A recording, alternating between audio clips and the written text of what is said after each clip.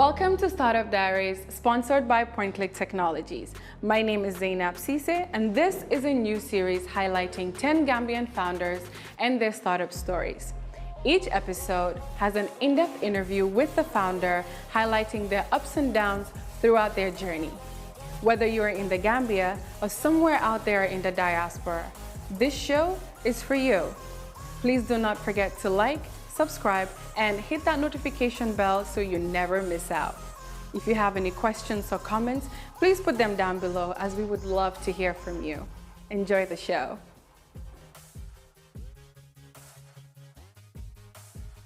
So my name is Seedy Omar Bensouda. I'm the CEO of INET Limited.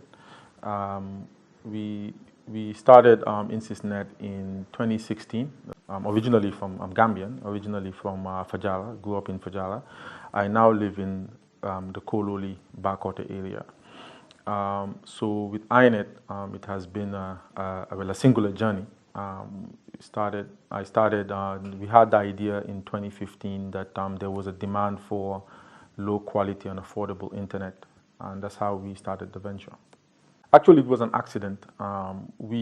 In 2013, about 2013, we were doing a project as part of another venture, INSYS Global, which is probably what I'm more known for. In fact, I think till to date, most people think INSYSnet and INSYS Global are the same entity. So we were working on a school project called Jangle, and we were doing educative tablets for schools and providing a digital platform for schools, really. And it was a cloud-based system.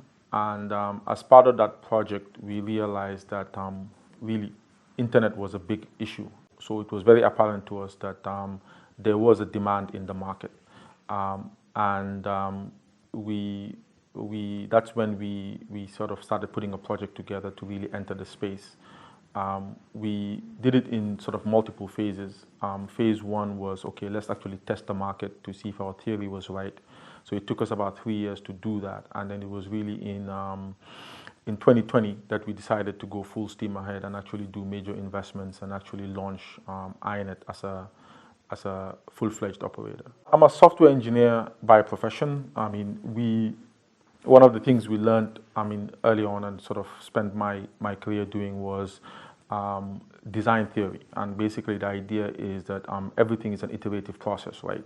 So what that really means is that you have a theory, you test it in the market, you then sort of gradually build up from there. So for us, the market is sort of an evolving place, if you will, where you are constantly testing, constantly improving, constantly innovating, and that's sort of how we built INET. Every year we sort of move based on market forces, and it's all about incremental steps towards achieving a more long-term goal. We found mechanisms through which we're able to collect data, primarily through our own sales and marketing channels, where we are constantly trying to get customer feedback, potential customer feedback, and really analyze that data to understand, okay, what are the opportunities, where are the threats, and how do we actually place our products in order to be able to achieve our goals. Our product placement focuses on four main areas.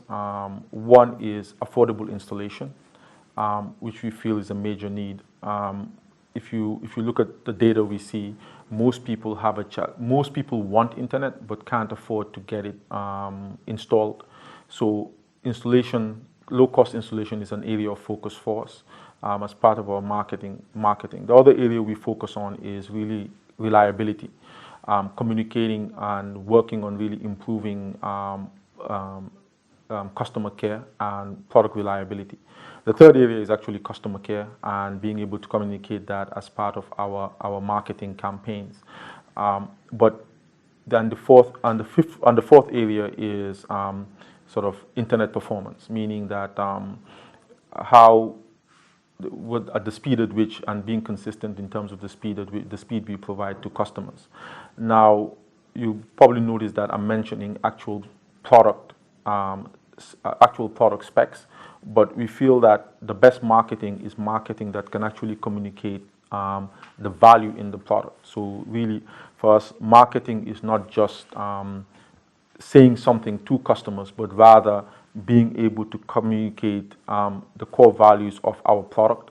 There's only so much one can share here, but I mean, essentially, for us, I think maybe sometimes I like to think of our sales strategy as sort of a Muhammad Ali strategy, in the sense that, I mean, you need to be flexible, right? You need to be versatile, and you need to be able to spot unique opportunities in the market. So really, with sales, what we are constantly doing is that we are constantly collecting data. Everything we do at INET is data driven. So every time our sales team engages a potential customer, we want to collect as many data points as we can on what are the primary motivators for that particular customer. Now, why were we not able to actually onboard this customer? Is it that there is a deficiency in our product? Is there a deficiency in our sales pitch? Is there an additional perspective or an additional insight that we could gain from that particular customer engagement? And how can we translate that either into improving our product or better understanding our placement of that product in the market? Because ultimately, I mean, we don't expect that every customer would be an INET customer, but what we expect over time is that we're able to offer a value proposition. And if you look at it today, I think of all the ISPs, you'll find that we have the broadest range of potential products out there, from prepaid plans to subscription plans, from corporate plans to home subscriber plans. We offer the widest variety of products. And additionally, by making this investment into LTE, we now are in a unique position, which is that we are the only ISP that actually provides home broadband on LTE, and that gives an unparalleled value proposition, especially when it comes to stability of the network, which is something that we feel is needed in our current market. For logistics, I think one of the biggest challenges has been COVID. We ventured into the LTE project in 2020, sort of towards the end of 2020, and really we started the procurement process in 2021. One of our biggest problems since then has been just simply getting goods from around the world to Gambia. We have vendors that we're working with from China, the US, Germany, and UK, and we found that really shipping has just been a nightmare. Our entire shipping cost went from a budget of about 1 million in 2021 to about 6 million in 2021, just because getting equipment to Gambia has proven to be impossible. We've also found that with Gambia, getting equipment through the port has been an entirely different challenge, and we've had to redirect containers to Senegal in order to then ship them over land to Gambia. So on the logistics front, it's not been easy at all. But also locally, there are challenges. Fuel prices continue to go up, and obviously when you try to service customers and grow a customer base, it can prove to be challenging in this environment. But I think as I like to say is that, I mean, if it was easy, then we wouldn't call ourselves entrepreneurs, right? So any business is people, right? I mean, I think there was a talk I gave once, and I said is when you transition from trying to do everything as a business owner to trying to do everything through other people, is when you sort of migrate from having a small business to having a company. So ultimately, I mean, as a CEO, my job is strategy, right? Where do we go from here? How do we get there? And making critical decisions that allow the company to move. My value to the company is to be able to see beyond this year, right? Where should we be in the next 5 years? And being able to navigate the ecosystem as it is today in order for us to realize that vision tomorrow. That is my value to the company. Now, in terms of the day-to-day, which is, whether a customer is connected, whether a customer is not connected, whether a customer has internet, I have to defer this to others that do this. And ultimately, therefore, you recognize that,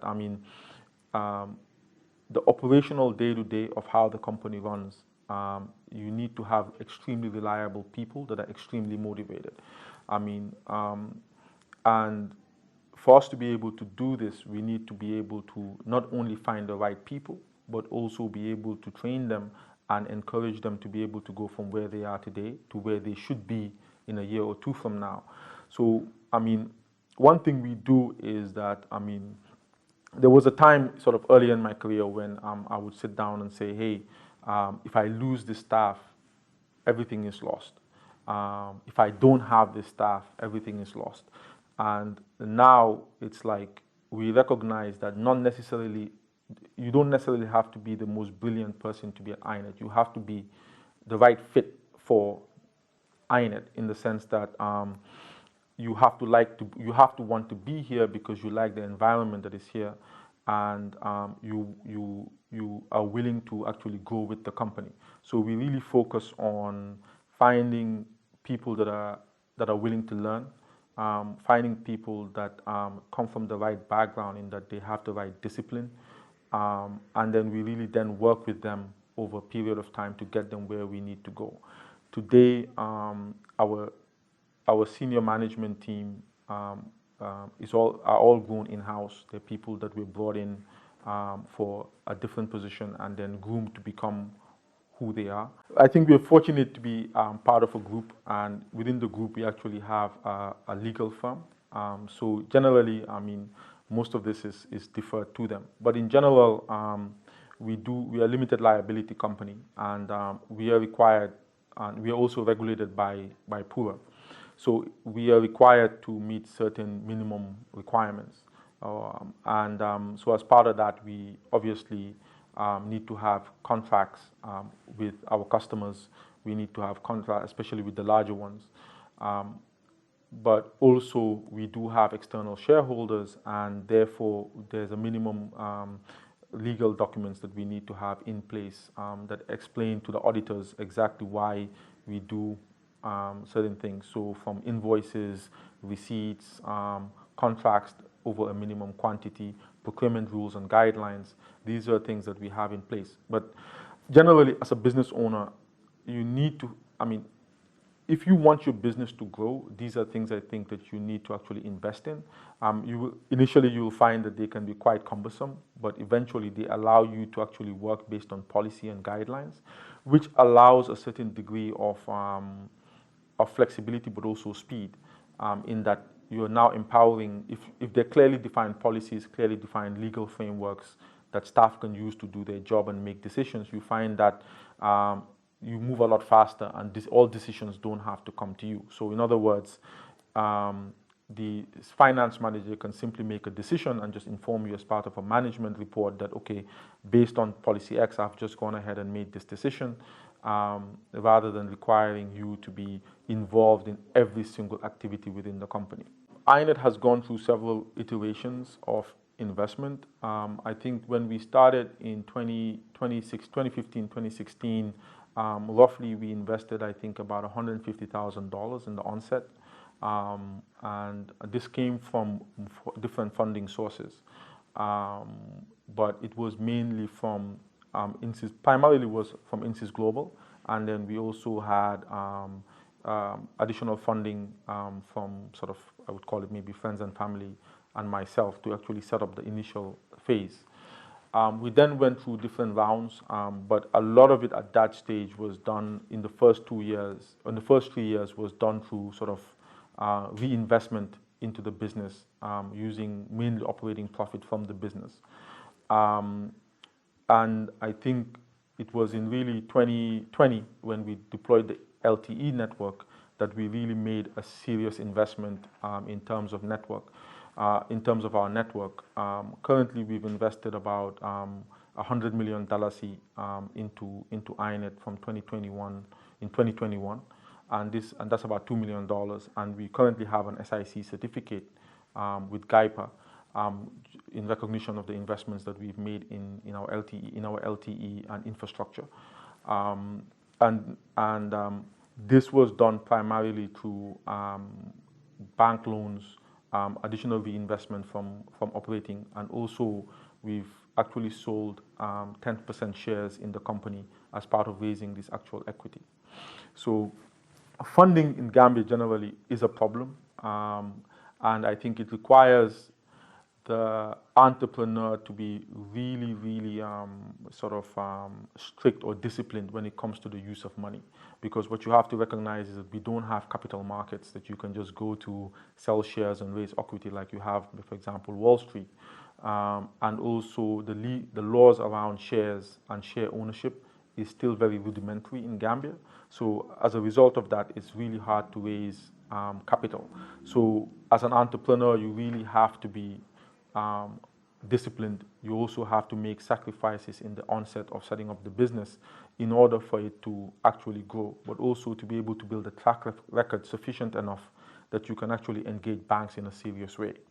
So, for example, if in 2016 we went to the banks and said, hey, give us $50 million, they'll probably laugh, right?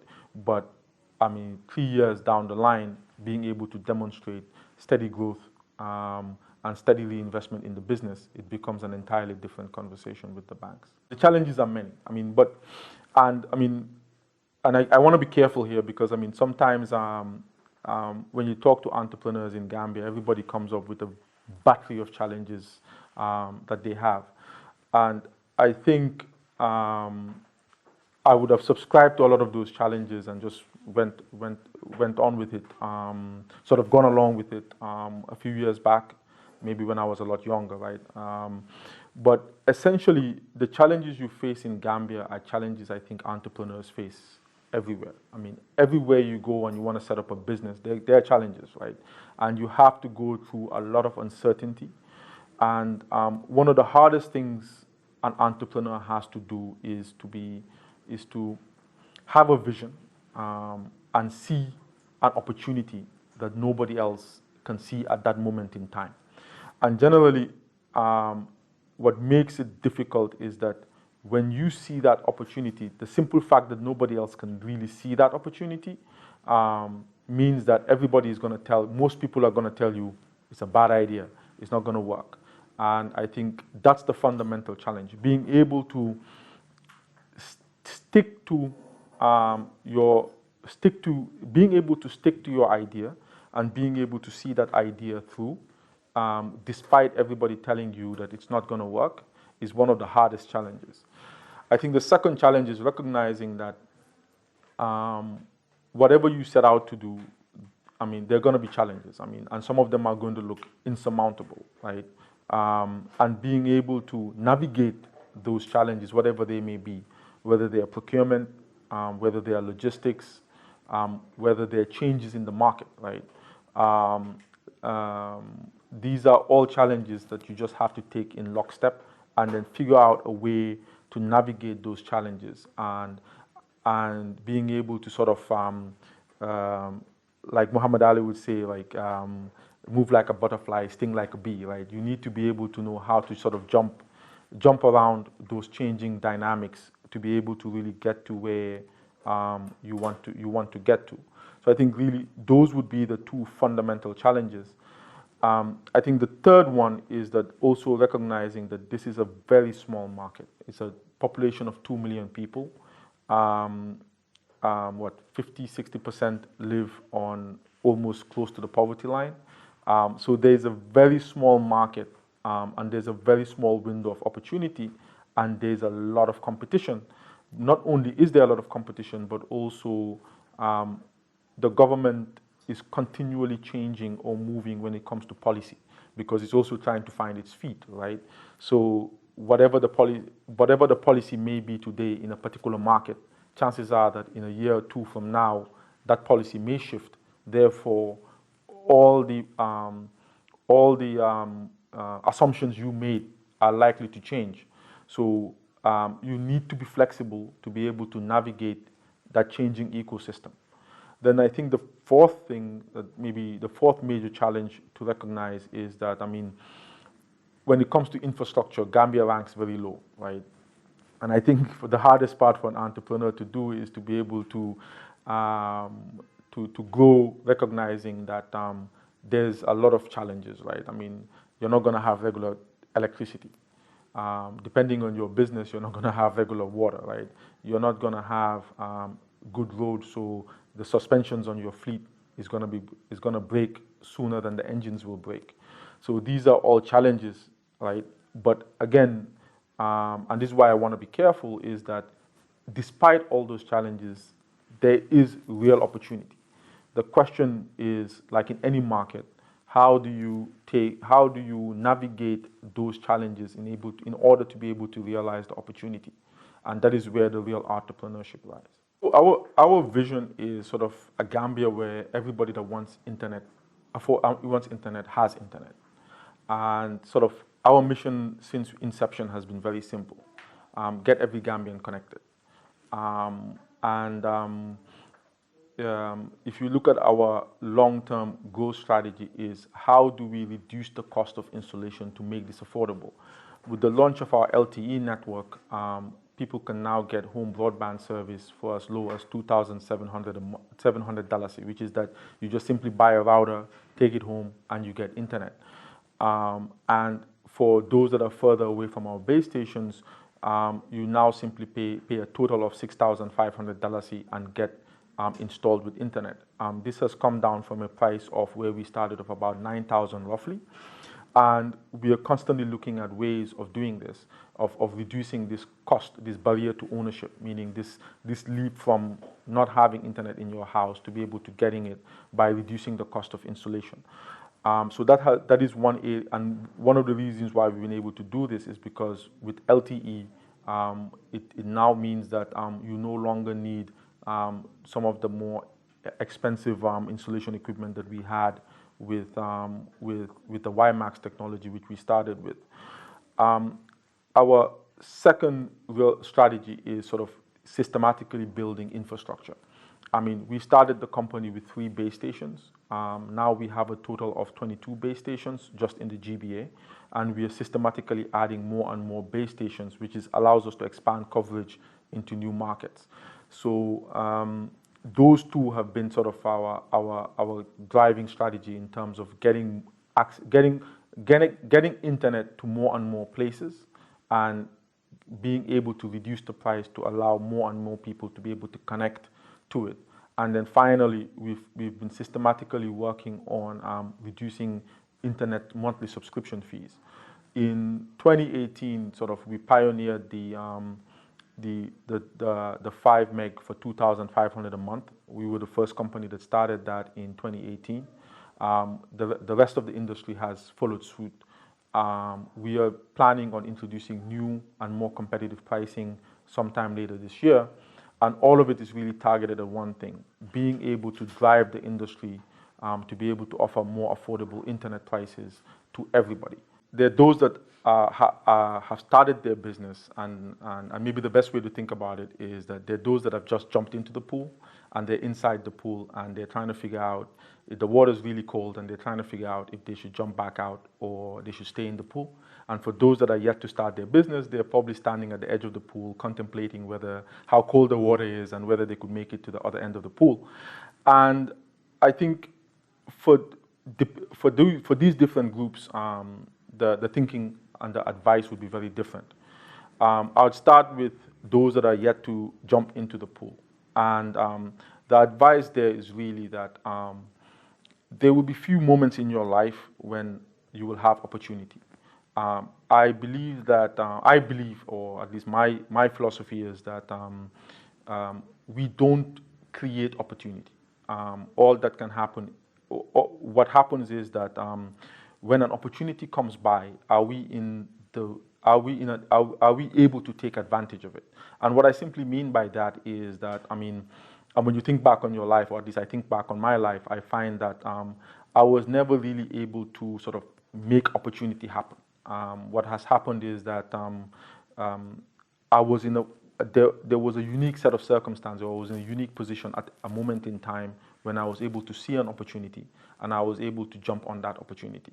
So in essence, for me, I believe opportunities come but a few times in your lifetime, and you need to be willing to take a risk. If the situation is right, you have the unique skill set to be able to take advantage of that unique opportunity, you need to jump on it, because you really don't know if there will be another one down the line. And you won't know until you try. And for me, I would rather have tried and failed at it than not tried at all. So why not give it a whirl, right?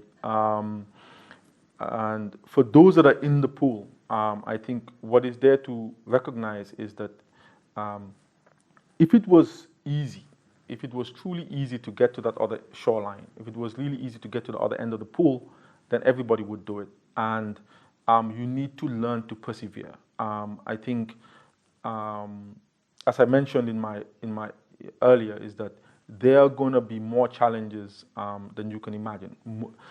Only 50% of the challenges are going to be challenges that you actually anticipated. The other 50% you never anticipated. And usually the harder challenges are the challenges that you never anticipated and you never planned for. And that's normal, that's part of it. And whether you succeed or not is going to really depend on your ability to persevere. And this can be challenging. I mean, this can be challenging because you probably have people that depend on you, their financial considerations. There's so many different things that you need to need to take into consideration in terms of sort of that are required for you to get to the other end of the pool. So when I say it's cold and it's stingingly cold, it means really that things are happening, things are changing. You can't figure out how to get things to work, and they have to work.